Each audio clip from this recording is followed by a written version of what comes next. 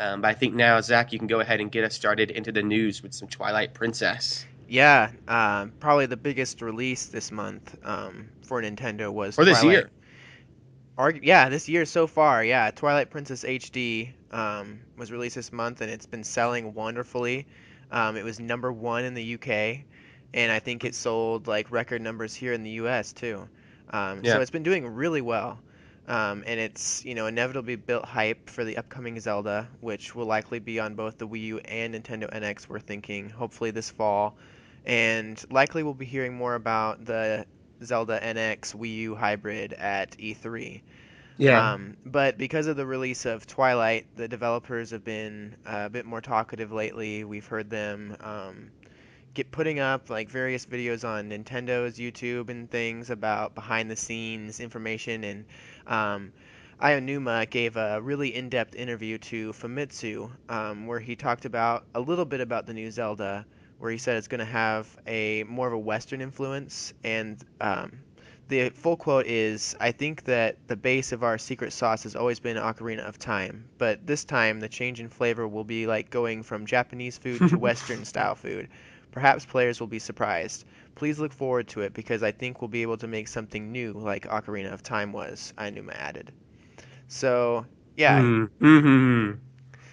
it seems like this, because basically since Ocarina of Time, almost every Zelda game has been Yeah. somewhat formulated off of it. It also seems like sometimes they'll take more of that, like elements from A Link to the Past and bring it in, because it seems Ocarina of Time uh, moved away from some of the elements of A Link to the Past in like the very first Zelda game, Yeah. because it was going to 3D, and then some of the new iterations they've sort of mixed, I think, the elements of A Link to the Past in Yeah, like A Ocarina of Link Time. Between Worlds is definitely a link, a link to the past, and Yeah, like Minish Cap and the Oracles of Ages, and see, like all of the kind of portable um, or Zelda games have been along that formula. While the 3D ones, it's very similar to like how basically every Mario now is Super Mario 64 in some yeah, way or another, and or it's Super Mario World. yeah.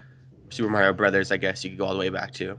So yeah, it's an interesting quote. I think we kind of expected it because I'm not sure. I think last year sometime he stated that Far Cry was, going to be an inspiration Yeah, for the game, and that he was playing some of those open world games. And since they had, um, the game was supposed to be released last year, and they get put this delay on it, I think, to yeah, like it's make it so insane. much better.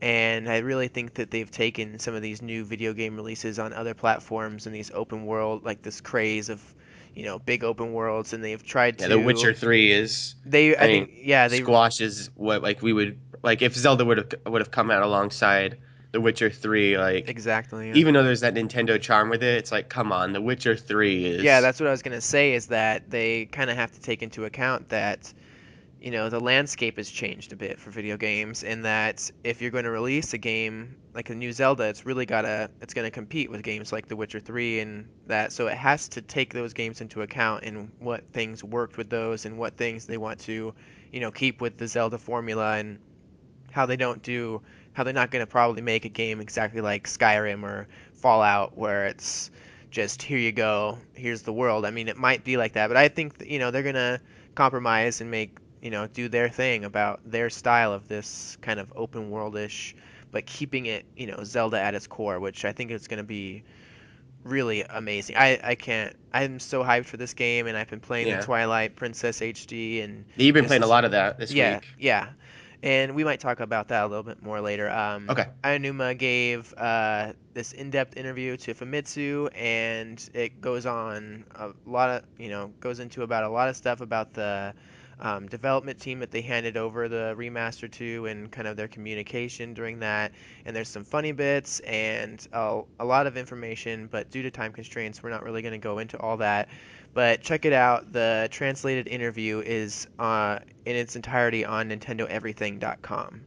Yeah. So our next Yeah. story, Well, but real quick sorry, before we go yeah, to the next story, I just want to say I've been playing at least last week and the week before when Far Cry Primal came out. oh I was playing a yes, lot of that for the sake of review for my university's school paper, uh-huh. and was really enjoying it, and I've really loved it. I want to get back into it because I haven't completely done everything you can to do in it. But there is one instance in particular where there's like this ice cave that you find up north.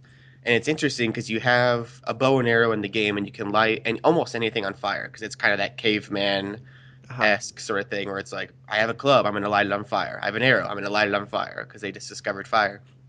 And there's this I almost said temple because there's this cave dungeon sort of area where in order to progress and find this little collectible in the game to get the coveted platinum trophy, you have to dip your arrow in fire and then shoot out icicles to Huh. progress. And I'm playing that and I'm like, this is Zelda right here, Yeah.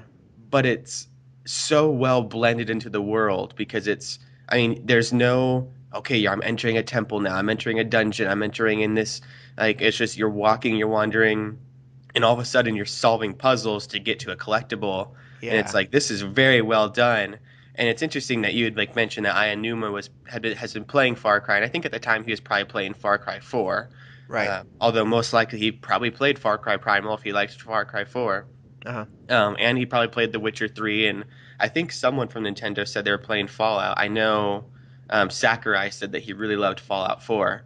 And so most likely the people at Nintendo are playing games like those.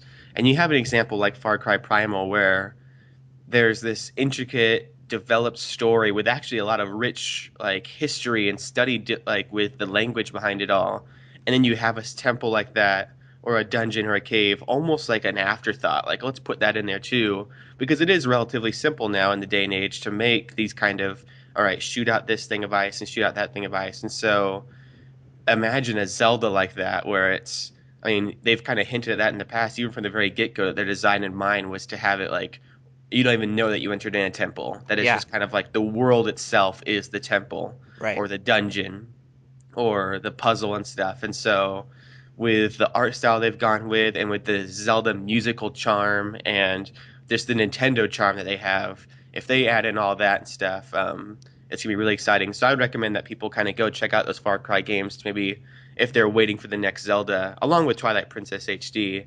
If they have the console to do so, really get a feel for that because there's lots of cool Zelda, probably even like nods. Like there's no doubt they've been inspired by those developed games, and so Yeah.